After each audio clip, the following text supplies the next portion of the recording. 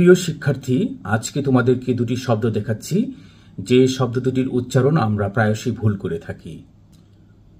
প্রথমে যে শব্দটি দেখতে পাচ্ছ, এই শব্দটির উচ্চারণ আমরা করে থাকি সম্মান।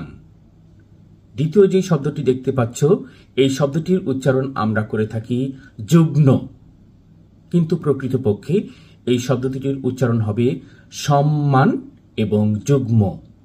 শব্দ দুটির উচ্চারণ আমরা প্রায়শই ভুল করি। এর মূল কারণ হচ্ছে শব্দ দুটিতে যে যুক্ত বর্ণ রয়েছে, সেই যুক্ত বর্ণকে মনে হচ্ছে এখানে ন ফলা যুক্ত রয়েছে, কিন্তু প্রকৃতপক্ষে এখানে যুক্ত রয়েছে ম ফলা। এই জন্য আমরা এখানে ম ফলার উচ্চারণটা করব, অর্থাৎ আমরা সম্মান না বলে বলবো সম্মান এবং যুগ্ন না বলে বলবো যুগ্ম। বিশেষ করে আমরা অনেক সময় বলে থাকি যুগ্ম সাধারণ সম্পাদক, যুগ্ম আহ্বায়ক, এই ধরনের ভুল উচ্চারণ করে থাকি। আসলে হবে যুগ্ম সাধারণ সম্পাদক, যুগ্ম আহ্বায়ক। আশা করি বিষয়টি বুঝতে পেরেছ। ধন্যবাদ সবাইকে।